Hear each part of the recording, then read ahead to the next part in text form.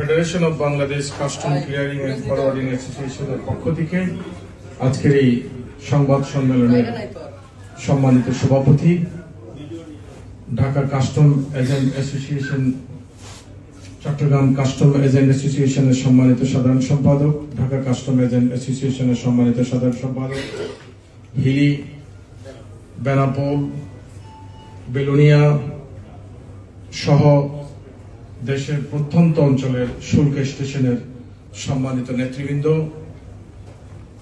আমার সামনে উপবিষ্ট প্রিন্ট এবং ইলেকট্রনিক মিডিয়ার সংবাদকর্মীবৃন্দ এবং ভাই বোনেরা, আসসালামু আলাইকুম।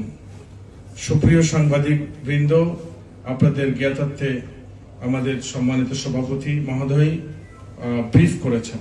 আমি লিখিত বক্তব্যটি আপনাদের সমীপে প্রকাশ করছি। জাতীয় রাজস্ব বোর্ড বিলুপ্ত করে রাজস্ব নীতি ও রাজস্ব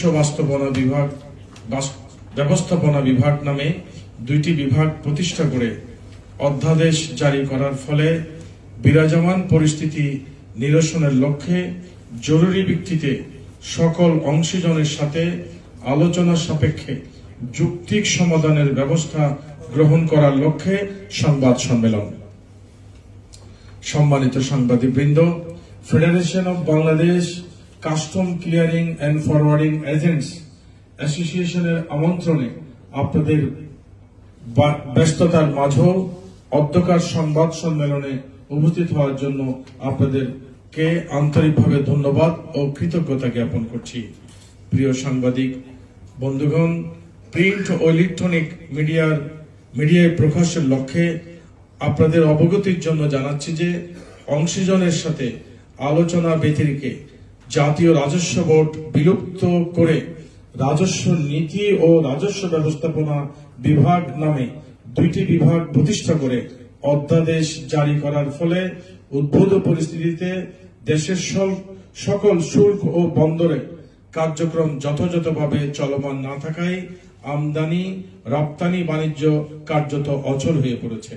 সার্বিক বিষয়ে আমদানিকারক, রপ্তানিকারকগণ সহ এর সাথে সংশ্লিষ্ট সকল স্টেক হোল্ডারগণ অপূরণীয় আর্থিক ক্ষতির সম্মুখীন হচ্ছেন। তেমনি রাজস্ব ও বৈদেশিক মুদ্রা আহরণ ও বাধাগ্রস্ত হচ্ছে। যথাসময়ে পণ্য ডেলিভারি না হওয়ায় বন্দরে জায়গা স্বল্পতার কারণে পণ্য জটের সৃষ্টি, জরুরি সেবা বিঘ্নিত এবং জরুরি রপ্তানিমুখী শিল্পের কাঁচামাল সরবরাহে প্রতিবন্ধকতা সৃষ্টির কারণে রপ্তানিমুখী শিল্প প্রতিষ্ঠান বন্ধ হওয়ার উপক্রম হয়েছে। ফলে সরকার যেমন হাজার হাজার কোটি টাকার রাজস্ব হারাচ্ছে, তেমনি পণ্যের নিরবিচ্ছিন্ন সরবরাহ না থাকার কারণে উত্তরোত্তর পণ্যমূল্য বৃদ্ধি পাচ্ছে। উপরন্তু আমদানি রপ্তানি বাণিজ্যের সাথে সংশ্লিষ্ট স্টেক হোল্ডারগণ কর্মহীন হয়ে পড়ছে, যা দেশের সার্বিক উন্নতির অন্তরায়। এহেন অবস্থায় জনগণ সারা দেশে স্থিতিশীল পরিবেশ বিরাজ করার আশঙ্কা বোধ করছি।